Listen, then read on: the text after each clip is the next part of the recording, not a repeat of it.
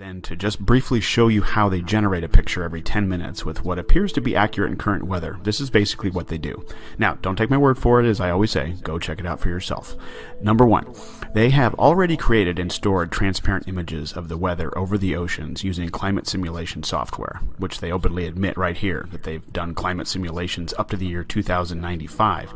But it's actually the year 2100 on this FTP server folder, and here's one of the images. And following some of the other images that you can find where the land masses are transparent, and they use all this simulation software to come up with the weather over the oceans. You know, since our weather data comes from our ground-based Doppler radar, and it's impossible to use ground-based systems to cover the entire vast oceans, so that's where the weather over the oceans comes from, their software simulations. Number two, now for the weather over the land, the NOAA has supercomputers that take data coming in from all over the world, Doppler radar feeds, and crunch it all together and combine it with the weather simulation data over the oceans, so they come up with a complete composite weather quote-unquote map, which is then wrapped around a ball in their 3D modeling software programs, just like we've shown countless times in our previous episodes with the Earth and the planets, etc.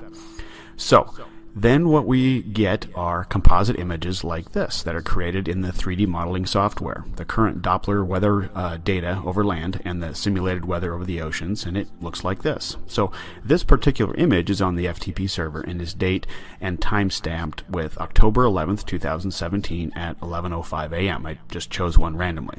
Notice the image shows you the weather for the whole ball and not just part of the ball that is lit by the sun at this particular time. No Terminator line or anything like that. Right? Okay, now here's the kicker. Go to the other file folder, which is the images that we get to see and are told are real pictures from space.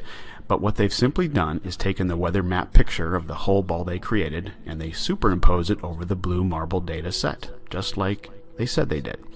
So what you can see here is the final version of what we're spoon-fed and told is a picture taken by the Himawari from space like, 10 minutes ago. This is the image from the same date and time, October 11th, 2017 at 11:05 a.m. And you can see that the weather is exactly the same. Watch it closely. There's your weather map comprised of simulated and Doppler radar being used to complete a composite image. They do this with the Discover satellite too, the epic camera from 1 million miles away, they tell us. Ridiculous. Okay. Now also notice the final image has a Terminator line added in to try and make it look like a real picture from space, which drives a nail in the coffin of the Himawari because the weather data shows it over the whole ball completely. But they have to add a Terminator line to show the Earth only partially lit by the sun based on the time of day that the photo is allegedly taken. So if this is a real picture, how did they know where to put the clouds and weather on the part of the globe with no sunlight? It's completely dark there. It's all right here, guys. They are faking space. Hey, we all fell for it for a long time with their Doppler radar and weather simulation software building a current weather picture and wrapping it around a ball in 3D software and pasting it onto a black background like they do with all the others, adding a Terminator line and calling it a real picture from space. Himawari debunked once and for all. This has been Paul on the Plane. Thanks for watching.